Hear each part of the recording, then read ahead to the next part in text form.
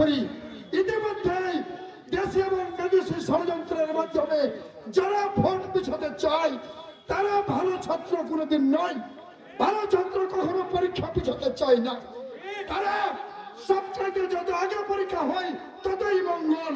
অতএব আমরা বিএনপিরা চাই যত তাড়াতাড়ি এদেশে ভোট হবে এবং এদেশের সাধারণ মানুষ তাদের ভোটাধিকার প্রয়োগের মধ্য দিয়ে তাদের নির্বাচিত সরকারকে ক্ষমতায় বসাবে, আমাদের এমনটাই প্রত্যাশা।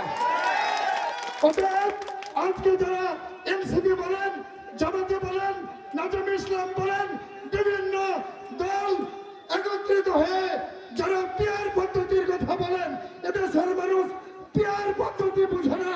অতএব যেই ভোট সম্পর্কে মানুষ কিছু বুঝে না, কাল ক্ষেপণের জন্য একটা মানুষকে চোরা রাস্তায় চোরা গুপ্ত ভাবে সবাই ক্ষেপণের জন্য এই ধরনের মূলা ঝোলাবেন না। যে সেক্টরের মাধ্যমে বিদেশে হাজার হাজার লোক, লক্ষ লক্ষ আমার ভাইয়েরা বিদেশে কর্মসংস্থানের জন্য যায় এবং কর্ম করে দেশের রেমিটেন্স নিয়ে আসে, যে কারণে বাংলাদেশের অর্থনীতি সঠিকভাবে দাঁড়িয়ে আছে এবং গার্মেন্টস থেকে আজকে যে আয় হয় তার মাধ্যমে দেশের মোটামুটি দেশটি সুষ্ঠুভাবে চলছে। ভাইয়েরা আমার, এটির উপকার, এটির প্রতিষ্ঠা করেছিল শহীদ রাষ্ট্রপতি জিয়াউর রহমান। আজকে যে যতই বড় বড় কথা বলো, বেগম খালেদা জিয়া, শহীদ রাষ্ট্রপতি জিয়াউর রহমান এদেশকে যে উন্নয়নের পথে, গণতন্ত্রের পথে নিয়ে গেছিল, সেটা থেকে ষড়যন্ত্রের মাধ্যমে দেশীয় এবং আন্তর্জাতিক সে ষড়যন্ত্র প্রোগ্রাম করবই। আপনারা সবাই এসেছিলেন, আমাদের ব্যারিকেড দেওয়া হয়েছিল, তারপর আমরা প্রোগ্রাম করেছিলাম। সত্য না? এই দেশ কোন হামলার দেশ নয়, এই দেশ হাসিনার বাবার দেশ নয়, এই দেশ কোন দালালদের নয়, এই দেশ কোন চাঁদাদের নয়, এই দেশ আমার আপনার, এই দেশ সাধারণ মানুষের, এই দেশ হচ্ছে 30 লক্ষ মা বোনদের ইজ্জতের বিনিময়ে যে ভাইরা শহীদ হয়েছে তাদের অর্জিত আমাদের এই মাতৃভূমি। সত্য না? অতএব এই দেশে কোন দালাল থাকবে না।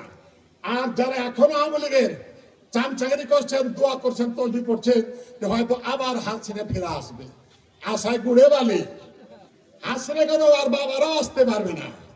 কি সত্য না? আর বাবারা আসতে পারবে না। যার কারণে আওয়ামী লীগের যারা রয়েছেন আর প্রশাসনে যারা রয়েছেন, ভাই আপনাদের অনুরোধ করছি, দালালিগুলো ছেড়া দেন, দালালিগুলো ছেড়া দেন।